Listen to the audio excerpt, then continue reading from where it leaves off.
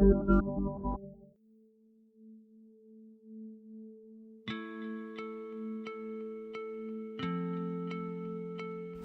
the world is negotiating with the Taliban, women in Afghanistan are still uncertain of their future. Many have fled for fear of their lives, particularly those who held position in the last government or had worked actively for women's rights. Others who have stayed back in Afghanistan are watching daily developments with trepidation. There is a sense of disbelief about the ongoing diplomatic negotiations, with women finding it difficult to reconcile to the Taliban, just like the Taliban seems to find it impossible to reconcile with the existence of women. A surgeon who helped Afghan women bruised and battered by their menfolk has gone into hiding following threats from the Taliban. Others have complained of threats and harassment on a daily basis. It does seem that the current lull is more because the Taliban is seeking world acceptance rather than from any newfound respect for women. A lull before the storm?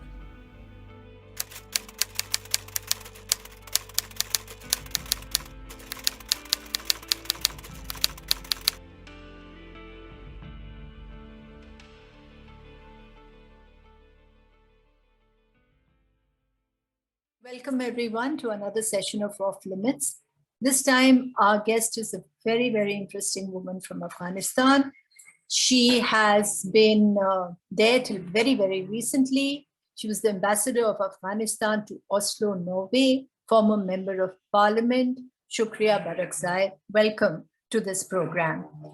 She's a prominent feminist voice, an Afghan journalist, an open critic of the Taliban. She was a target when she and her husband were trying to flee Kabul on August 15 after the Taliban took over, and they were caught and beaten, but they managed to escape. She has been a target earlier in 2014 of a suicide bomb attack, I think. So, she is not just the story. She embodies a lot of what we want to talk about women in Afghanistan today. She has, and before we begin, I just want to point out that she has been a participant in the Reykjavík Global Forum, which was held in Iceland recently, organized by the Women Political Leaders group. So welcome, and can we start straight with you, Ambassador, as to what you underwent when you were trying to flee, or when the Taliban moved into Kabul, if you could describe that to us.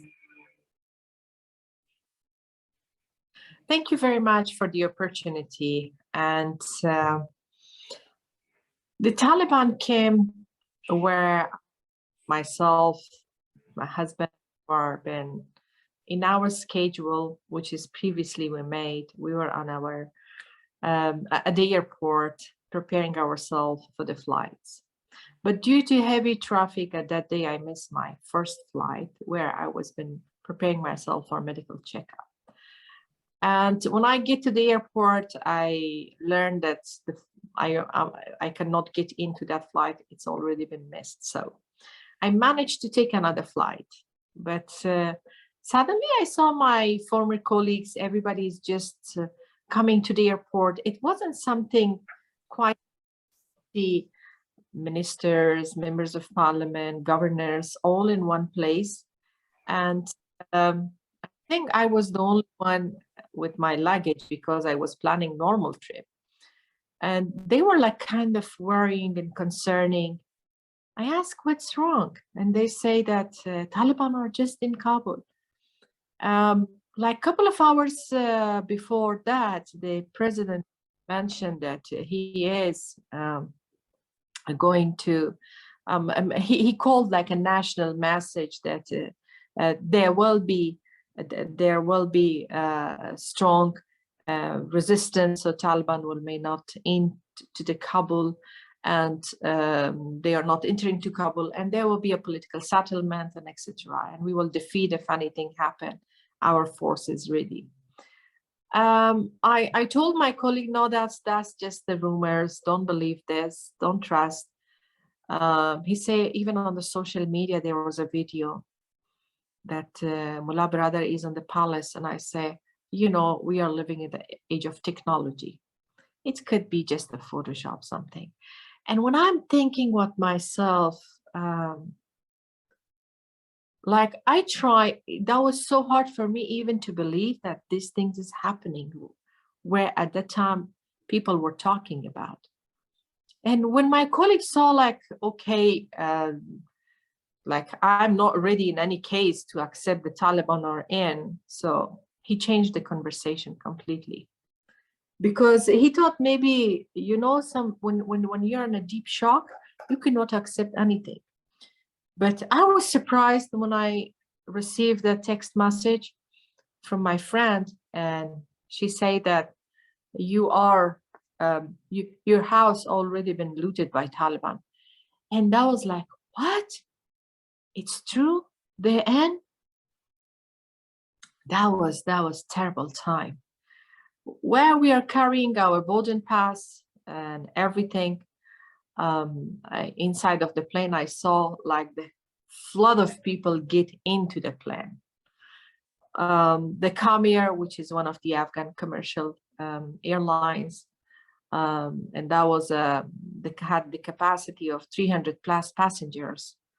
But the way the other, I cannot say passengers, the people, where they've been afraid and scared while they're working at the Kabul airport, the way they entered to the plane. So the captain announced that he cannot take off unless people are not unarming themselves, because even the security guards was without passport, without ticket, without anything inside of the plane. So finally, those people, which is they had gun or something, they show like they're unarmed.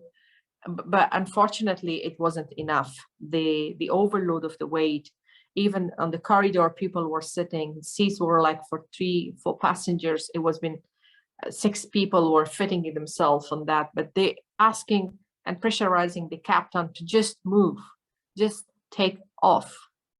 Don't just deport. Don't think about anything else. But unfortunately, I have no clue under which circumstances the captain decided to turn off the engine and the ventilation system. That was late. That was the time we all realized that Taliban are just even in the airport. But since before it was a kind of agreement that the Kabul airport, Kabul International Airport, will be secured by the American force. So we thought at least Taliban are not coming into the airport. But that was not the case. In the midnight, I was sitting in the small little chair with the extreme, that was 37, associated the temperature. And if you include 500 people also inside of the plane with no ventilation, kids, women's, you know, normal passengers, other people, that was a scary picture. A Taliban came into the plane and they had like on their helmet night vision, and they checked, although I had scarf and mask and everything, so I just covered my face. And later on, early morning, when we decided the plane is not safe anymore because we've been seeing last night the Taliban came, so we just went to the terminal. Terminal was terrible. Everything was been just broke. It wasn't like the same like a couple of hours before we've been there. So we tried to escape, and the Taliban was after. Because of course, the way I was been dressing and covering my face, it was so suspicious for everyone, like, who might be she? My voice, my name, my face, these 3 things was been easy for anyone to recognize, even my voice, just simple. Well, they were after us, and we contact all of our friends, not all, some of them, which is finally members of parliament, Honorable Debbie Abraham. She responds the call. Although when I'm thinking it was almost 6 o'clock morning, Sunday, UK time, or probably 5:30 UK time, early morning. But thanks God, she responded, and she say, you can go to the British side, British military. and the ambassador is aware, so you can go there and that will be safe. They will provide you a safe place, and they will sort out. But it didn't happen. I joined the crowd on the runway and also realized that they are after us. Finally, they come very close to us, because whenever they were been like near to us, we would just change the location from one location to another, from one to another. When we were standing and talking with the US soldiers, they start beating and lashing and gunfire. And thanks to the crowd was just jumped. And that Talib wasn't able to just direct shoot me. And we just run. We realized that, no, they recognize us. And of course, on the runway, I could not change my dress. Obviously, it was impossible. You can imagine, no food, no water, nothing at all. So just like for more than 37 hours, just being at the airport under extreme hot and shocked state, you know, that don't know what the chaos is about, why everyone wants to leave the country, and what the hell is going on. The US Army, even the soldiers, was been very, let's say, very shocked, very unprofessional, and the way they were reacting. And of course, Taliban was been, how I could say, the victory for them was give them extra, you know, power and energy, and they always been misbehaving, but that particular time more. And I was, it was easy to say the hate which is comes from their eyes to us. But anyway, so I decide that it's not safe here. We cannot reach to that. And we talked with the Honorable Debbie Abraham and decide to go.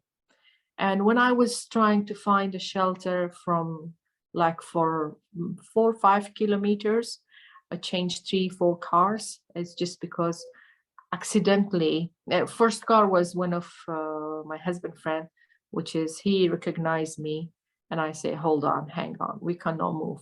The second car, the taxi driver just recognized me by my voice. And we changed the third, and on the fourth, which is my brother-in-law, he came with my mother-in-law to pick me up. So, and after a terrible time of, because my phone was been tracing, and whenever I went, they were like looking after me, which is in the last place, they were just only 7 meters away from me, where I wouldn't be able to talk and speak and say what I want to say, because my voice again was, and that was the time I realized that with the old sacrifice I made in the last 23 years for the girls' education, for women's rights, for rule of law, for state building, national building, for legislation, drafting the constitution, and, you know, a career that I always been proud, a name which is turns to be a brand, you know, and ideas that been spread it, and today that's my identity, which is the first enemy of myself. Right. Because I did the right job in the right time for right purpose. It's shame on those whom they feel a woman can be a big threat. Just a simple woman with a great idea. Where were you, Ambassador, when the Taliban was last in power? Were you in Afghanistan? I was in Afghanistan. That's why I told you the 23. 23 years, yes. At the time, I don't know, my relation with Taliban was never been good. Even at that, they lashed me on the street and they beat me. And after that, I started to run underground schools because I was studying geophysics at university. So they lashed you in the street? How? What happened then? I mean, they caught you and it was a public lashing? They are fanatics. That of course. Group. But when I ask, excuse me, why? What's wrong with me? Who the hell you are? and they start to beating me more and more because they don't want anyone to question their actions. That's what I'm talking to you. The story was in 1999. I Okay. see. When they showed their behavior, I was with my little daughter at the time, and I was just been visiting doctor, and their behavior was built my today personality. And When that's when you started the underground schools, is it? streets in front of people for no reason, innocent young women, which is, I had my daughter with me, and the purpose of being out, just going visiting a doctor because I was not feeling well.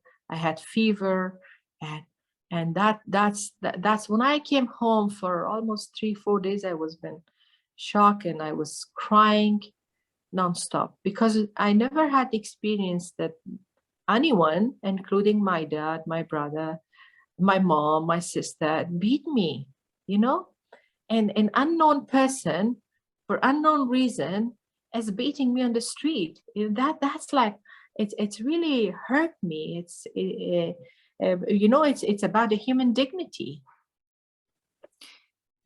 In Afghanistan, I mean, sitting in, say, New Delhi, the people have different conceptions. Everybody knows that the Taliban is fanatical, it's anti-woman, it has been taking positions against women.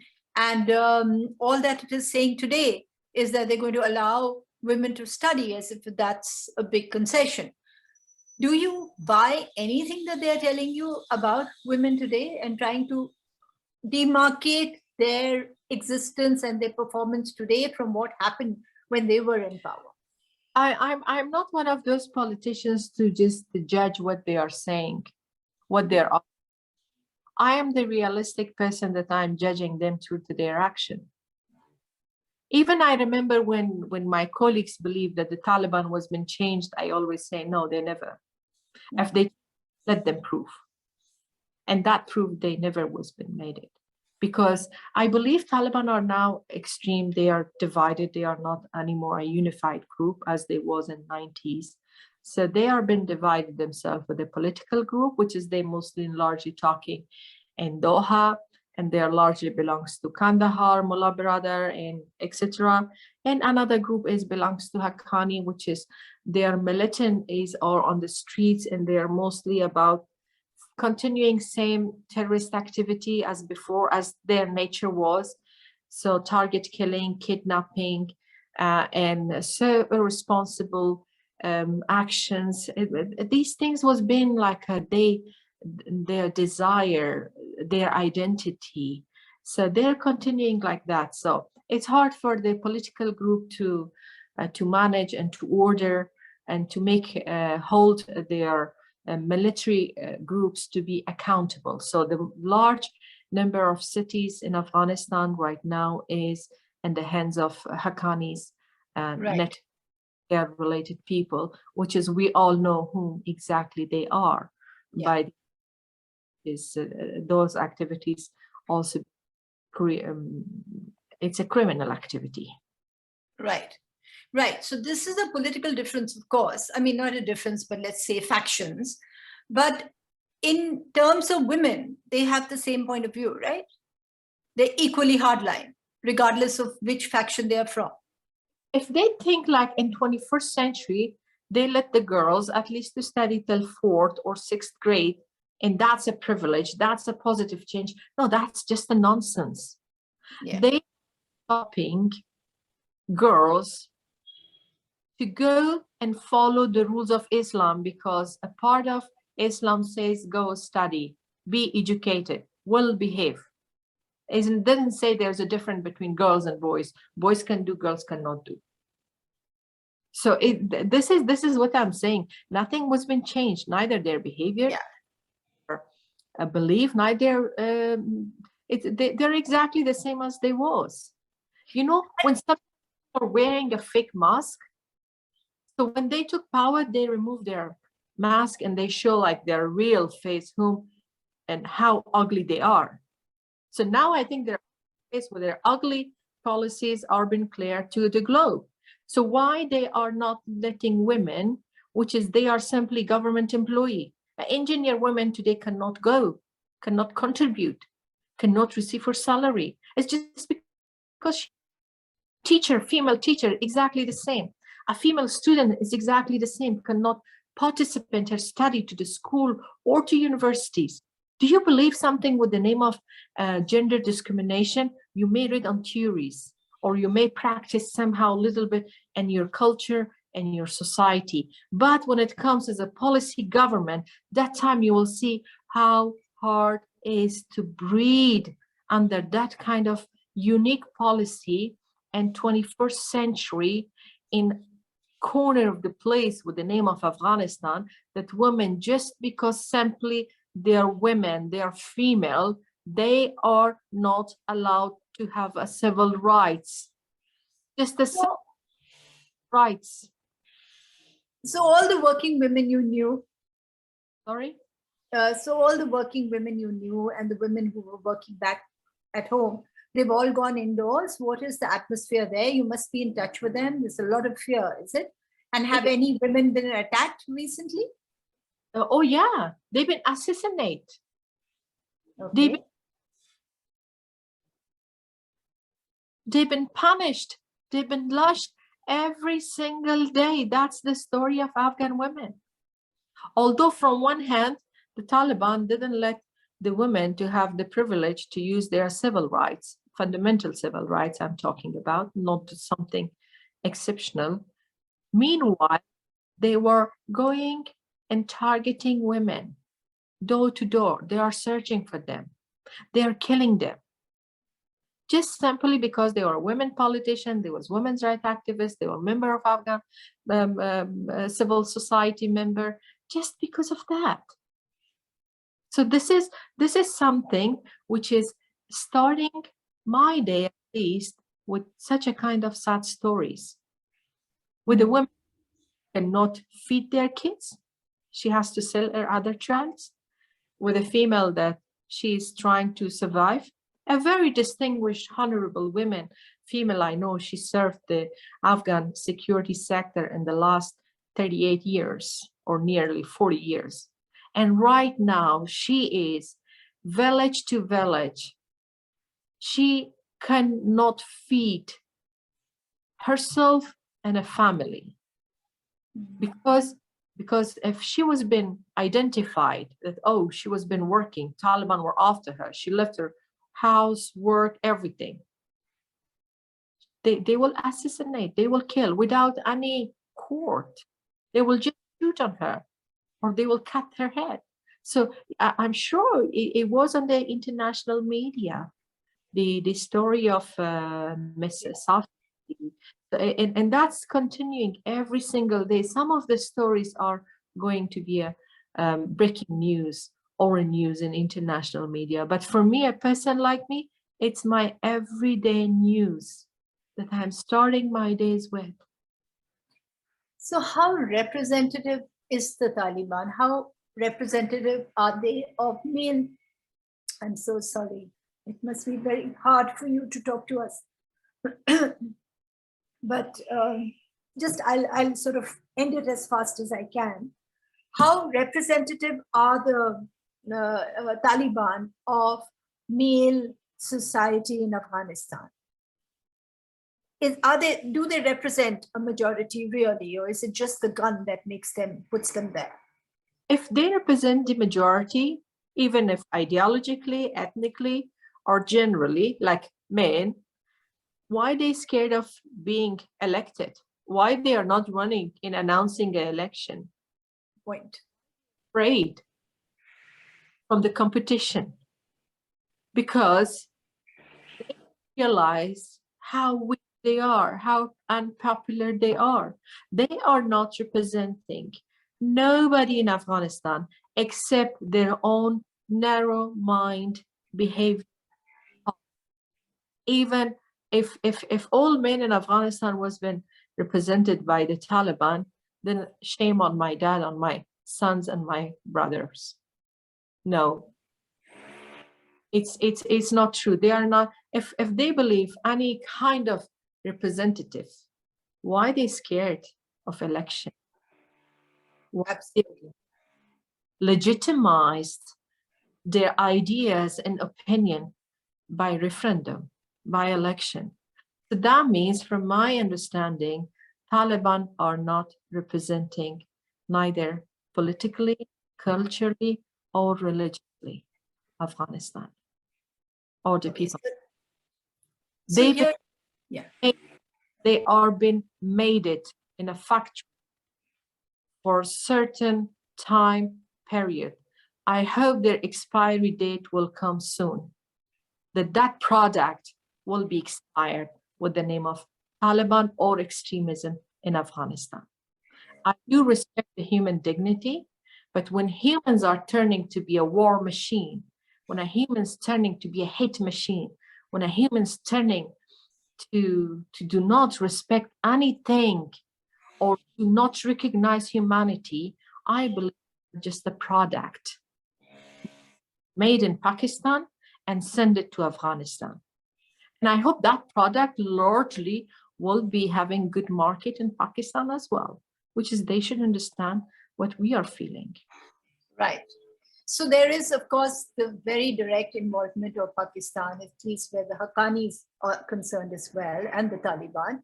But there's also the involvement of the global world, isn't it? Of the US, of the Russians when they invaded, of the silence of everyone around. There are two factors that are being extremely unpredictable at the moment. Number one, those whom they believe, the ex-angel, they sign agreement with them in Doha, and today they turn to be a devil. No, they cannot lie in face of us, because we told them that they are the Taliban. You dismiss them from power. You group, you fight against them. How come after 2 decades, $2 trillion, more than 3,000 lives just from the United States of America, soldiers, and more than 100, near 100, 6,000 Afghan soldiers' life, plus same amount or double Afghan civilians' life within a 20 years. If civilian casualty by Taliban, by national force, by everyone. So to just replace Taliban by Taliban, no, it's not making sense. It's just the politics.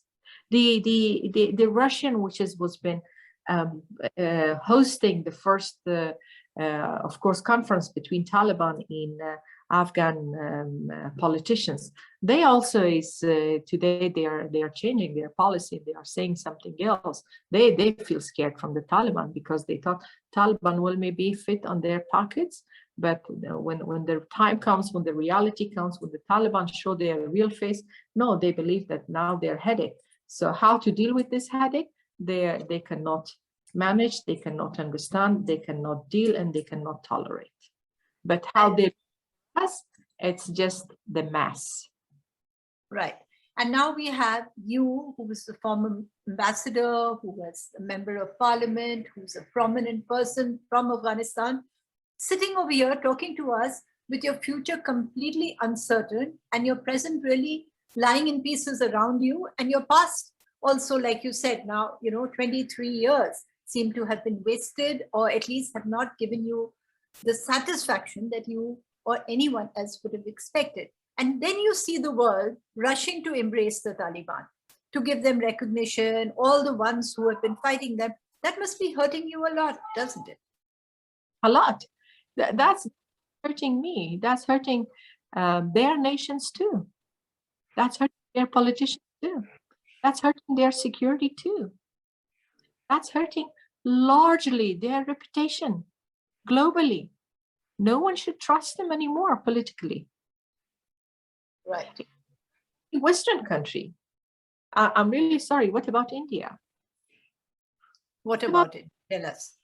They our great But you know, the simple thing, which was issuing visas, they banned it in Afghanistan.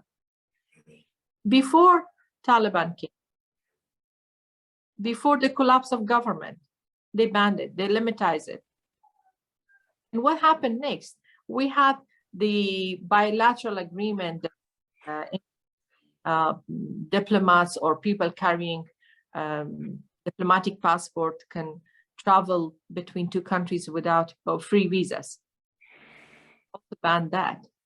They also even canceled those visas that they were been issued before. When the entire globe was been trying to evacuate the people from Afghanistan, women, politicians, journalists, artists, musicians, robotic team, orchestras, and etc. What about India? What our great friend? Nothing. Do they take action? No. Do they give a simple call? No. Do they pressurize the UNICEF? No. Why you are keeping silence about the going on in Afghanistan with the Afghan girls? No. Do they open their mouth in National Security Council that, excuse me, what's going in Afghanistan? Because what we feel, what I feel that we've been badly betrayed. We thought we have a shared values. We have a shared interest.